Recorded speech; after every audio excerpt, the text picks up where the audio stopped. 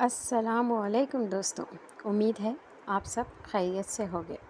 چلیے آج ہم جانتے ہیں حضرت یونس علیہ السلام کے بارے میں، جنہیں مچھلی والے نبی بھی کہا جاتا ہے۔ اللہ نے اپنے بندوں کی ہدایت کے لیے جن نبیوں کو دنیا میں بھیجا، ان میں سے ایک حضرت یونس علیہ السلام بھی ہے، جو مچھلی والے نبی کے نام سے مشہور ہے، کیونکہ آپ نے 40 دن مچھلی کے پیٹ میں گزارے تھے۔ چلیے جانتے ہیں کہ آخر کیوں حضرت یونس علیہ السلام کو مچھلی والے نبی بھی کہا جاتا ہے۔ اللہ نے آپ کو لوگوں کی ہدایت کے لیے نبی بنا کر بھیجا۔ اس وقت آپ عراق کا ایک شہر نینوا میں نبی بن کر آئے، مطلب اللہ نے آپ کو نینوا شہر کے لیے نبی چنا۔ آپ کا کام تھا لوگوں کو ہدایت دینا، انہیں ایک اللہ کو ماننے پر راضی کرنا اور بت پرستی سے ان کا دھیان ہٹانا۔ آپ نے آپ کے شہر کی بستی کے لوگوں کو ایک اللہ کی عبادت کا پیغام دیا اور بت پرستی کے لیے منع کیا، لیکن وہاں کے لوگوں نے آپ کی ایک بات نہیں مانی اور انہوں نے آپ کو بہت پریشان کیا۔ نتیجتاً انہوں نے اپنا شہر چھوڑنے کا فیصلہ کر لیا اور لوگوں کو بولا کہ میں یہاں سے جا رہا ہوں، لیکن اگر تم نے بت پرستی کو نہیں چھوڑا تو بہت جلد اس شہر پر اللہ کا بہت بڑا عذاب آئے گا۔ یہ کہہ کر آپ یعنی حضرت یونس علیہ السلام وہاں سے چلے گئے اور دوسرے دیش جانے کے لیے کشتی پر سوار ہو گئے، لیکن کشتی کچھ دیر بعد بیچ ندی میں پہنچی تو ڈوبنے لگی۔ تو ملا یعنی کشتی چلانے والا نے کشتی میں بیٹھے لوگوں سے فرمایا، جب کوئی غلام اپنے مالک سے بھاگ کر ہماری کشتی میں آ بیٹھتا ہے تو کشتی ڈوب جاتی ہے، چونکہ آپ حضرت یونس علیہ السلام بھی اللہ کو بتائے بنا اپنے شہر سے بھاگ نکلے تھے۔ ملا کے مطابق آج بھی کچھ ایسا ہی معلوم ہو رہا ہے۔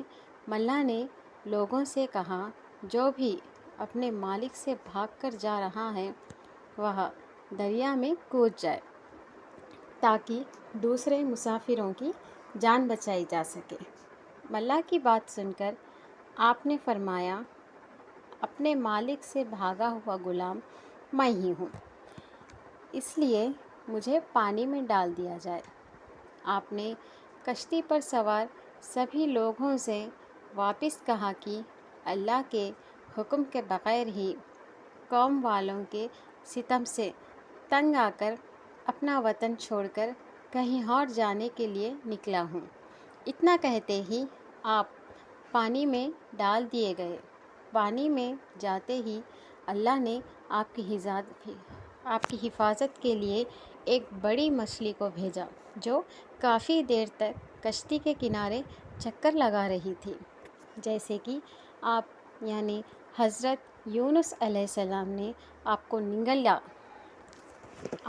لیا۔ اللہ نے مچھلی سے فرمایا، جس کو تو نے نگلا ہے وہ تیری روزی نہیں ہے، بلکہ میں نے اپنے نبی کو تیرے پیٹ میں ان کی حفاظت کے لیے پہنچایا ہے، انہیں کوئی نقصان نہیں پہنچانا چاہیے۔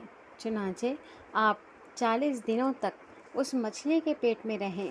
اللہ مچھلی کا پیٹ اس طرح کانچ کی طرح صاف کر دیا تھا کہ آپ مچھلی کے پیٹ میں رہتے ہوئے بھی سمندر کے اندر کی ہر چیز دیکھتے اور اللہ کی تسبیح بیان فرماتے رہیں۔ آپ مچھلی کے پیٹ میں رہتے ہوئے لا الہ الا انت سبحانک انی کنت من الظالمین پڑھتے رہیں۔ اس تسبیح کی برکت سے اللہ کریم نے آپ کی ساری مشکل آسان فرما دی۔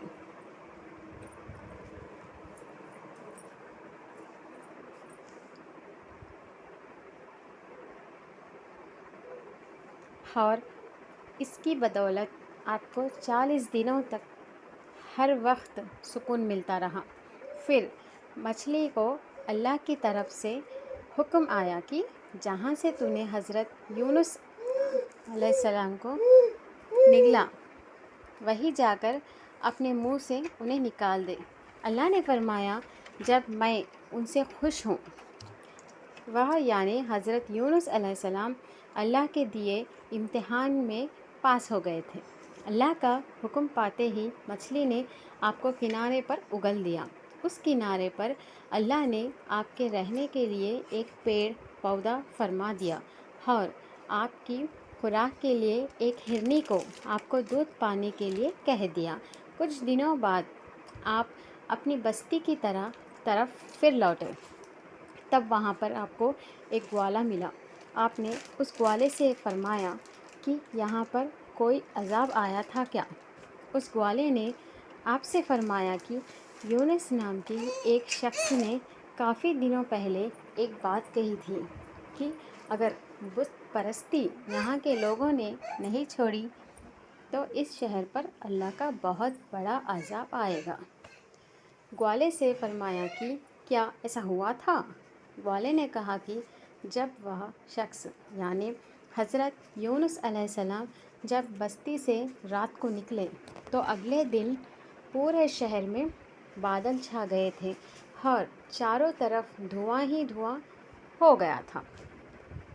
ऐसा लग रहा था जैसे अज़ाब आने वाला है।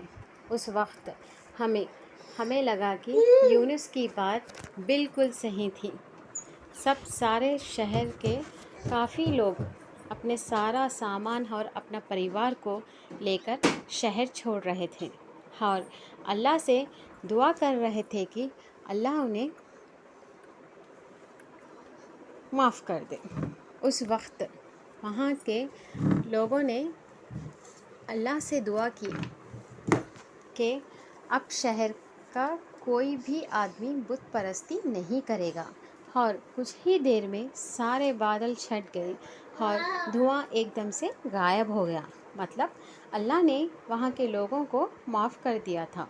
ये सुनकर आप हज़रत यूनुस अलैहिस्सलाम ने ग्वाले से फरमाया कि जिस यूनुस की तुम बात कर रहे हो वह मैं ही हूँ। यह सुनकर ग्वाला आपके कदमों में झुक गया और आपसे माफ़ी मांगने लगा। इस तरह आप वापस अपने शहर की तरफ लौटे। उसके बाद आपने वहाँ पर इस्लाम का परचा लहराया और वहाँ के सभी लोगों को एक अल्लाह की इबादत के लिए बताया। वीडियो पसंद आए तो लाइक करें, सब्सक्राइब करना ना भूलें। चलिए मिलते हैं एक और वाक़ये के साथ। तब तक दुआ में ख़याल रखिए। अल्लाह हाफ़िज़।